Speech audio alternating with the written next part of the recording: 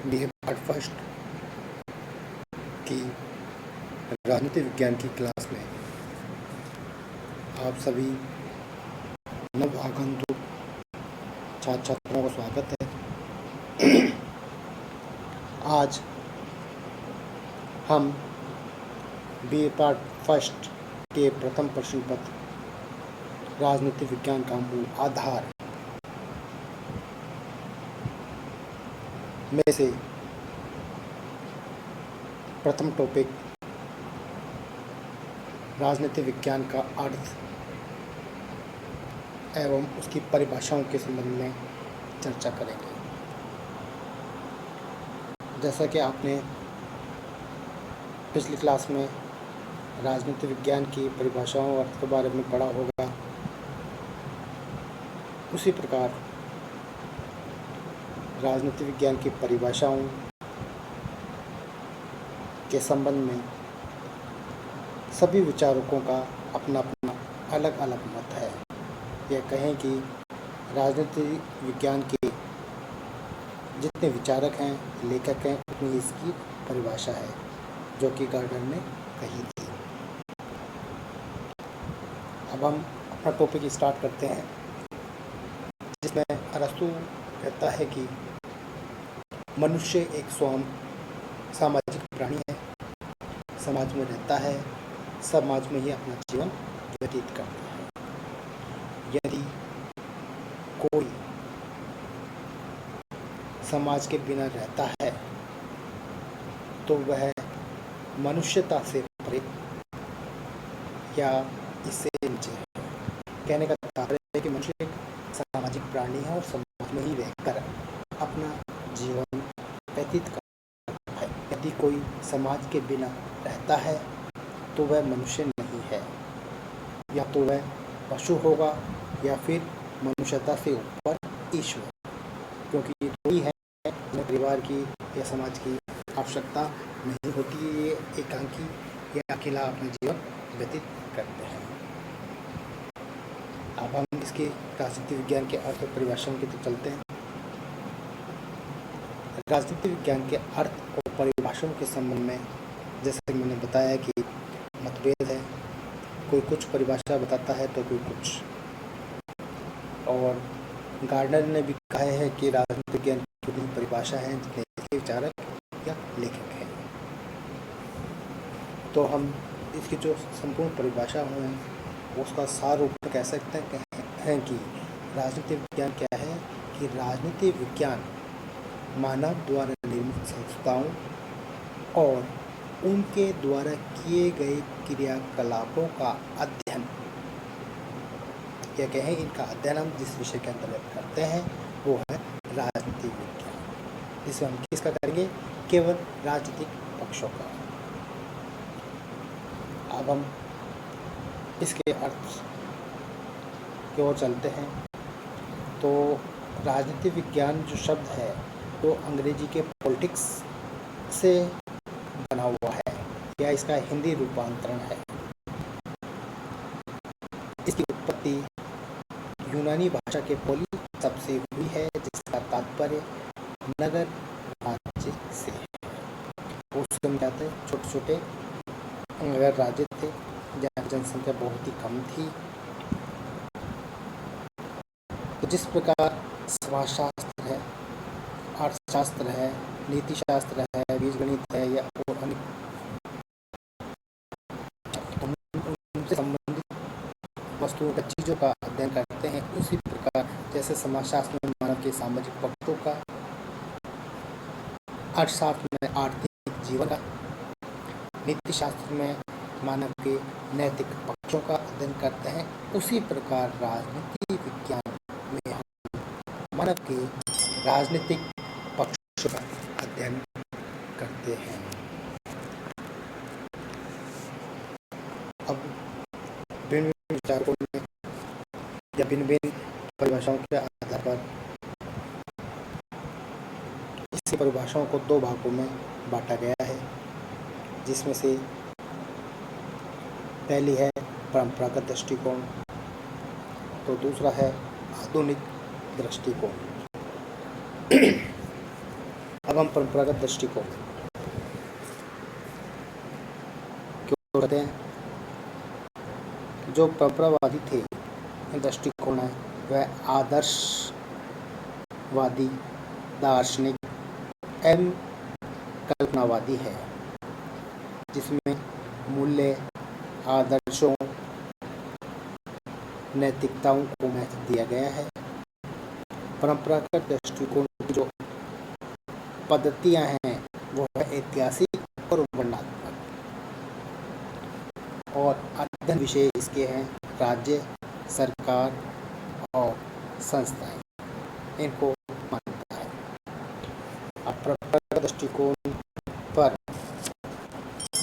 के आधार पर राजनीति विज्ञान की जो परिभाषा है, परंपरागत दृष्टिकोण के आधार पर जो राजनीति विज्ञान की जो परिभाषा है उनको भी 3 भागों में बांटा गया है, जिसमें राज्य के अध्ययन के रूप में, सरकार के अध्ययन के रूप में और राज्य व सरकार दोनों के अध्ययन के रूप में।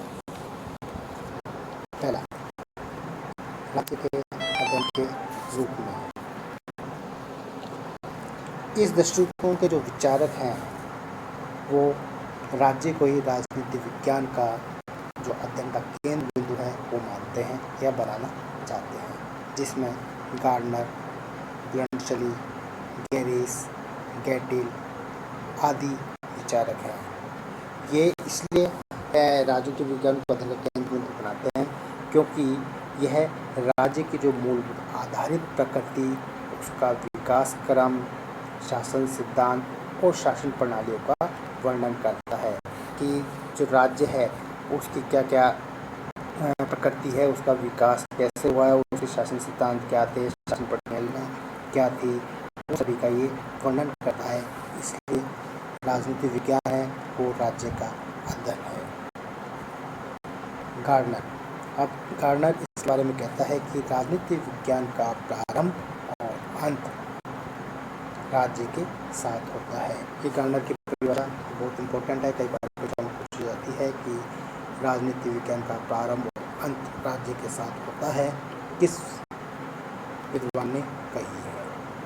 गैटेल कहता है कि राजनीति विज्ञान के अंतर्गत राज्य के अतीत, वर्तमान, भविष्य तथा राजनीतिक संगठनों और सिद्धांतों का अध्ययन किया जाता है।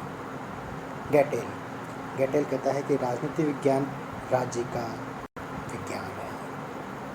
लॉर्ड एक्टन, राजनीति विज्ञान राज्य तथा उसके विकास के लिए अनिवार्य दशाओं का वर्णन है। तो ये भिन्न विचारों की परिभाषा है, इन्हें ध्यान रखना है। आपको पेपर होता है कि इस प्रकार से जो आप परिभाषाएं लिखेंगे भिन्न भिन्न विद्वानों की, तो उसमें अच्छे नंबर आते हैं।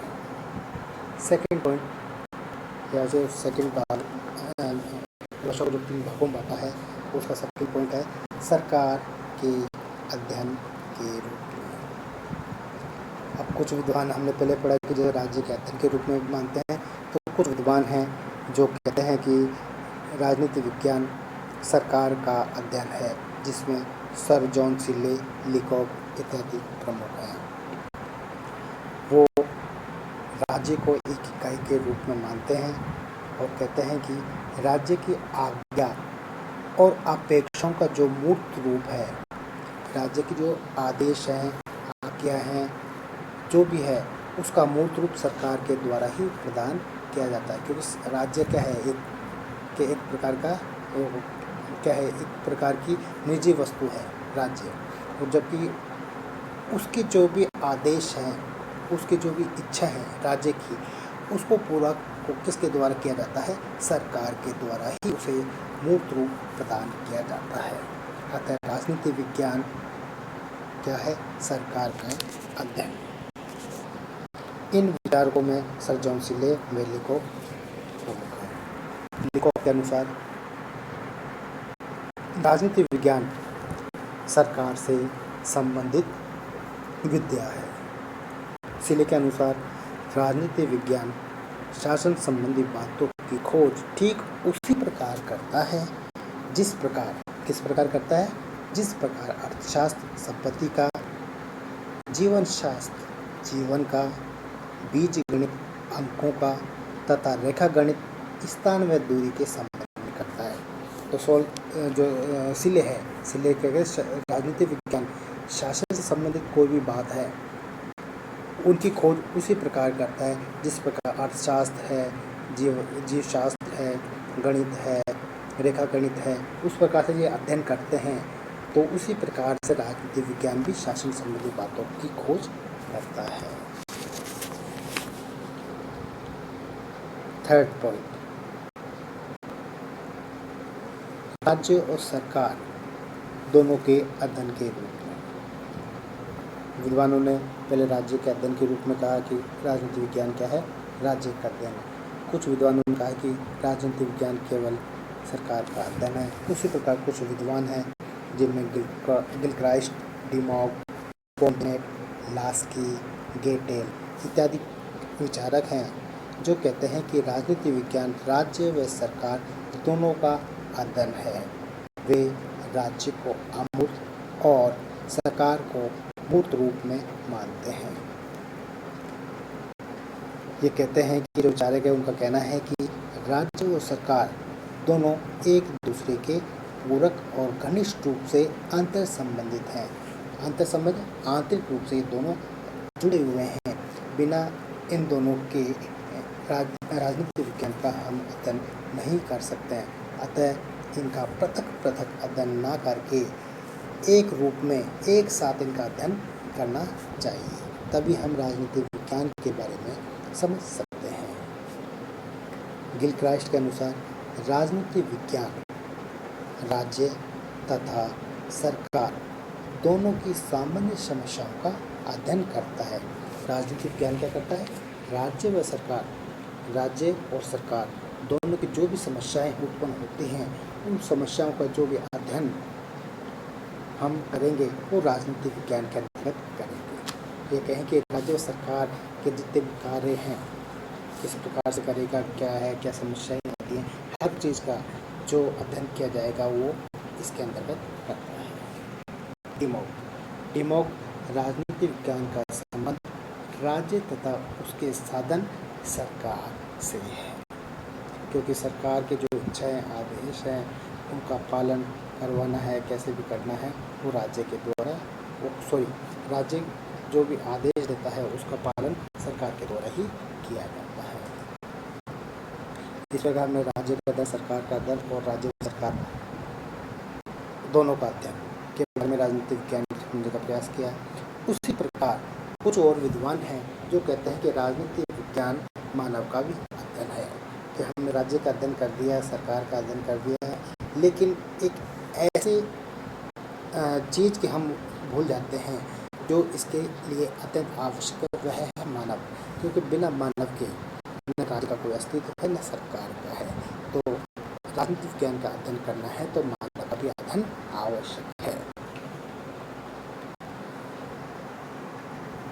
कुछ विचारकों ने राज्य और सरकार पर बल देते हैं और कहते हैं कि राज्य और सरकार के महत्वपूर्ण अंग मानव की उपेक्षा करना गलत है।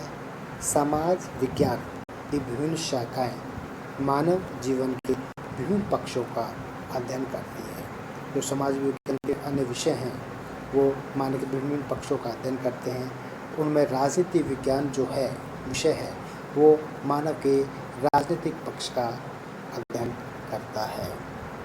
राज्य और सरकार मानव जीवन के राजनीतिक पक्ष को निर्धारित एवं नियंत्रित और संचालित करते हैं। राज्य और सरकार मानव जीवन के क्या करते हैं, मानव जीवन के राजनीतिक पक्ष को, राज्य व सरकार मानव जीवन के राजनीतिक पक्ष को निर्धारित, नियंत्रित और संचालित करते हैं। वहीं मनुष्य भी इन्हें प्रभावित करते हैं। किनको, राज्य व सरकार को। इसलिए मानव का अध्ययन अत्यंत आवश्यक है। गेटेल कहता है कि राजनीतिक विज्ञान में मानव जीवन का राजनीतिक इकाई के रूप में अध्ययन किया जाता है। लास्की के अनुसार मानव के अनुसार राजनीतिक विज्ञान के अध्ययन का संबंध संगठित राज्यों से संबंधित मनुष्य के जीवन से है। इस प्रकार आज हमने राजनीतिक विज्ञान का अर्थ और परिभाषाओं में जो दो भागों में बांटा था, परंपरागत दृष्टिकोण व आधुनिक दृष्टिकोण, जिसमें हमने आज परंपरागत दृष्टिकोण के बारे में अध्ययन किया। उसके बाद हम आधुनिक दृष्टिकोण के अनुसार राजनीतिक विज्ञान की परिभाषा को समझने का प्रयास करेंगे, जो कि हम अगली क्लास में इसके बारे में चर्चा करेंगे।